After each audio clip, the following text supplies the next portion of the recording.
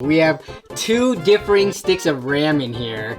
We got the electrical tape special, trying to hide that ketchup and mustard. Look at this rat's nest of cables. What? This is a system that I built roughly 5 years ago for one of my best friends, Jan. If you want to see the full details on when I built this, it's actually on the channel. I'll have it linked in the cards and in the description. But in that, you'll see all the specs, how much I paid for it, and even some benchmarks, and my thought process behind it back then. Jan recently upgraded his system, so he's on something much newer and better now, and he didn't need this anymore. So I told him I'd take it in, clean it up, give it a little refresh, and hopefully find a new home for it, because while the parts in the system are a little bit old, they're not completely useless yet. They're still pretty usable, and hopefully by the end of this video we can benchmark the system. But yeah, we're gonna do that in this video and hopefully poke some fun at like some of my part choice decisions, as well as my cable management and just my overall building skills from 5 years ago.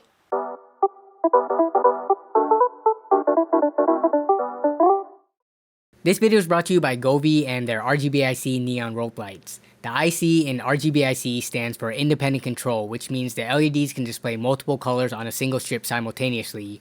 This is commonly known as addressable RGB. The rope lights are flexible and bendable, allowing you to create any shape or design you want. These rope lights are covered by a thick layer of translucent silicone, diffusing the lights for a seamless blend of colors from one LED to the next. This solves that very common issue that many run into when using strips where the individual LEDs are distinguishable in direct line of sight. Also in their lineup are the Govee Smart Light Bars, which can transform your setup to whatever ambience you fancy. These products can be controlled multiple ways, using the included control box, within the Govee Home app, and by voice with Alexa or Google Assistant. For more details and information, be sure to check out the links in the description below. Alright, so let's get this opened up so we can take a look on the inside.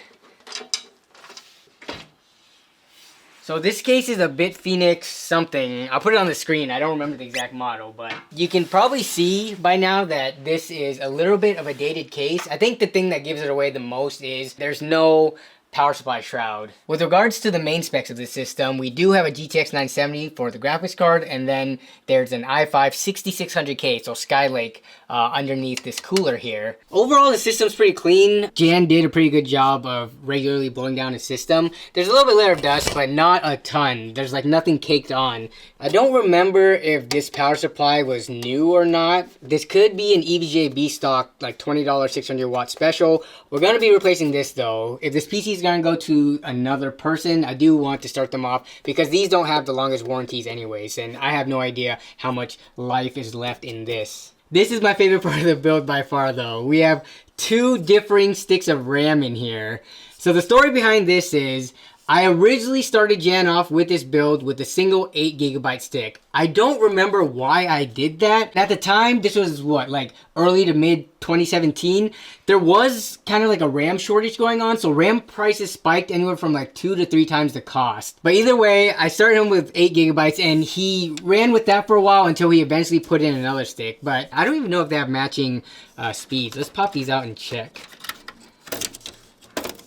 This is 2666 CL16, and this is 2666 CL15. Moving on to the next part of the build is another favorite of mine, which I know CryoRig still makes coolers, but they're not as popular as they were back in like 2016, 2017, 2018. CryoRig was such a good brand to go to in terms of both budget and performance. This was pretty commonly going for $20 at the time. This is the M9i, and this pretty much has the performance of a Hyper 212 Evo for 20 bucks. Nowadays, you can't really find them for that cheap, and just CryoRig, for whatever reason, they're not selling as much in the US, and where they are selling, it's kind of overpriced. We do have the 3-fan WindForce card right here for the GTX 970, entry-level ASRock Z170 board. Oh man, look at what we have here. We got the electrical tape special, trying to hide that ketchup and mustard. I taped it up with black electrical tape to try to hide that, but you can only do so much with it throating down right here. So it looks like it just over time fell off, and it's revealing the ketchup and mustard underneath. Let's take a look at the back side now, because if I remember correctly from when we did the prank and I opened this up, this is not gonna look good. And one thing about this case that I do not like, this case, it has a tempered glass back, and the tempered glass back here, it's like, it's like completely opaque. You cannot see through it. It's not transparent at all. So it completely hides whatever is going on back here. But what is the point of this? This adds so much unnecessary weight to the case. Plus, like, you have another thing that you could risk breaking. Unnecessary added cost and added weight, in my opinion. But this is what we have going on back here. Oh my goodness. Now, I can't completely remember. I'm going to have to put overlay footage in here, whether or not it was me who originally did this horrible cable management job, or if at some point in time Jan opened this up and did this. I'm willing to bet that it's me, but look at this rat's nest of cables. Why is there so much stuff? I think, so we got a Fantex controller here, which I do not remember putting in the system. But then we have these, like, these Bitphoenix, either the light control or the fan control. So we have a couple of these here. There's not a ton of room back here in terms of, like, where you can shove stuff. Which is where a power supply shroud or a basement where you can just kind of bundle everything up and shove down there and keep all of this nice, that would be ideal. But yeah, this is what we're working with here. I do intend to get all this cleaned up. And first off, I think I'm going to take this case outside to blow it down, and then I'm going to individually wipe all the components down. Even though I'm not going to reuse this case, I'll still blow it down.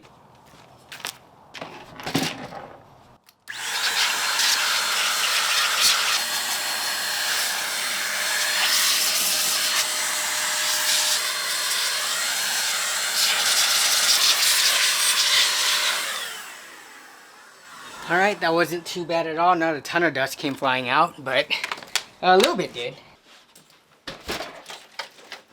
So now what I'm going to do is pull out all the parts within this build that will be moving forward and give them a good thorough wipe down. So the graphics card, CPU, cooler, and the motherboard will be coming along for a ride. There is no hard drive or SSD in here because Jan took those because they had his data on it onto his new build. So there is no storage solution in here. So I will be throwing in like an M.2 because this motherboard does support it into here. And then also these 2 sticks of RAM I'm going to be replacing. I'll put a matching set in here because whoever gets this system next, I want them to have like a nicer looking matching set, and I will find some use for these in like a lower end system or multiple lower end systems. But yeah, let's get this pulled apart and cleaned more thoroughly.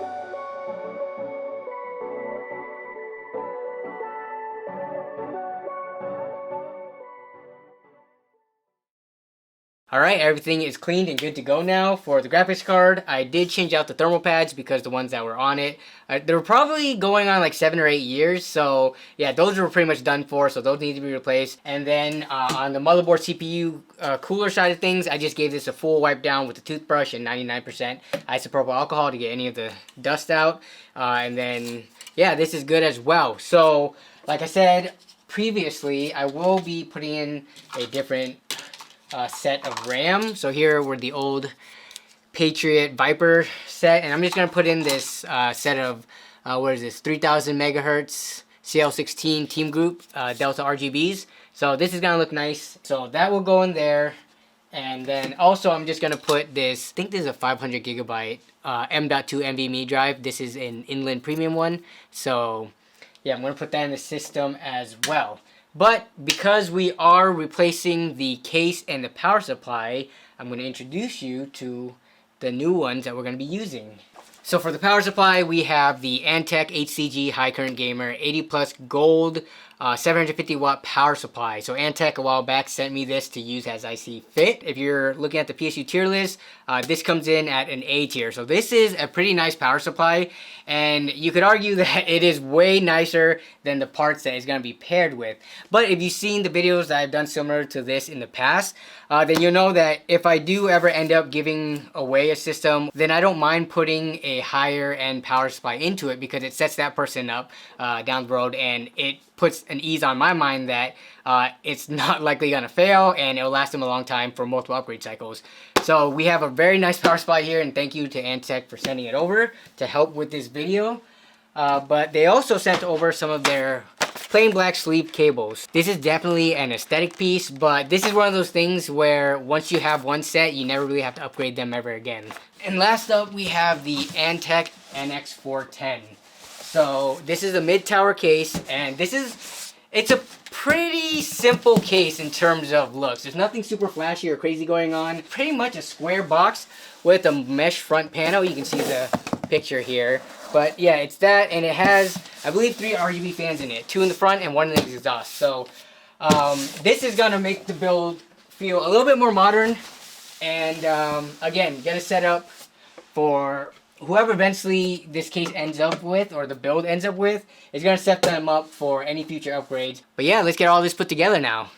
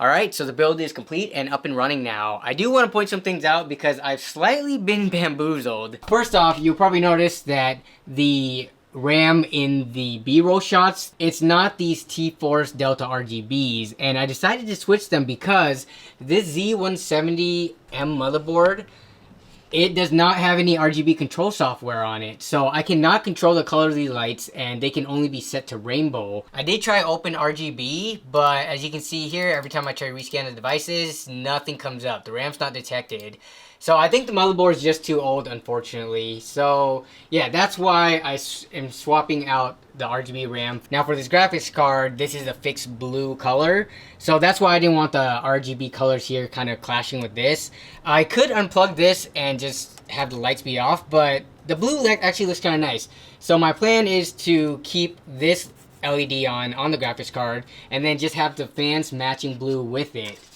But these fans are not as they're advertised. If you look on Antec's website for the NX410, they're advertised as ARGB, which technically they are, but there are a few huge issues for me. First one is them being Molex. So they are powered by Molex, but also the lighting control on them, which this isn't as big of a deal for this old motherboard because there are no RGB headers. But in terms of future upgrades, these fans aren't going to be a good fit because they have their own controller and they cannot be hooked up via standard RGB headers. So they do have their own built-in controllers, which is hooked up to the reset switch up here. So if you want to change the color, you have to use the reset switch. So, I mean, they are technically ARGB because you can have multiple colors going on at the same time, but it's not true ARGB in that you can control it with motherboard software, and the rainbow spectrum that it has isn't the smoothest either. It is kind of choppy if you see it here. So, yeah, kind of disappointed by that because otherwise I would have liked this case. The fans just seem like they used it to cut costs though. So, if you have an older system, it's fine because you're not going to have RGB headers anyway, and if you set it to a single color, it's not an issue. But I just wanted to point that out in case anyone did ever consider this case. I am looking forward to seeing how these parts perform now in 2022 though, because the last time I benchmarked them was back in 2017, and those were older titles, and my benchmarking process wasn't as fleshed out. But yeah, the 6600K in the system is going on 7 years old now, and the GTX 970 is going on 8 years. So they're a bit old, but I think they're still going to be pretty capable. So yeah, without further ado, let's check out the benchmarks.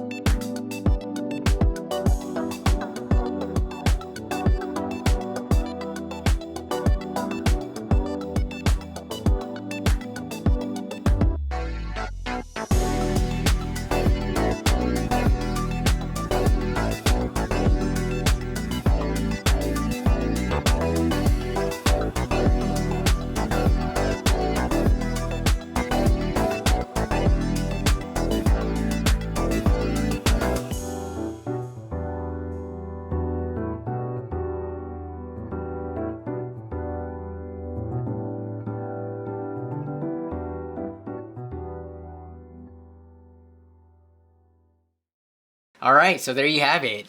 This system with a 7-year-old processor and 8-year-old graphics card didn't do too bad, right? Most of the games tested were very playable at 1080p, and of course older titles like Rainbow Six Siege ran great. Other games like Rainbow Six and esports titles are going to run no problem at all. I was pleasantly surprised though that newer games like Elden Ring, Forza 5, Halo Infinite, that those ran as smoothly as they did. Granted, they were at low to medium settings, and in Halo I had to cap the FPS to 60 to reduce frame drops, but it was only really Cyberpunk that had a noticeably like meh gaming experience. But what are you gonna do? That's Cyberpunk for ya. But yeah, that's gonna wrap it up for this video though. Hope you all enjoyed and found this entertaining or useful in one way or another. Let me know down in the comments below, are your specs in your current system right now better or worse than the ones shown here? Or if you have the exact specs as seen here, definitely sound off in the comments, because that'd be really cool to see people rocking these exact same specs with regards to the CPU and GPU. You may see this build again in the future. Like I said, the purpose of me doing this is to eventually find a good home for this where it can be enjoyed and fully utilized up to its potential. I know for a fact that this system, with the performance that we just saw in those gaming benchmarks, it could make a lot of people out there very happy. But until then, I want to thank you all as always for watching and for continuing to support the channel. I want to thank the channel members as always for their above and beyond support. And a quick plug for the channel merch. If you are interested in picking any of this up, you can find those in the product shelf or links down below. But yeah, be safe out there, and I will see you all down in the comments as well as in the next video. Bye.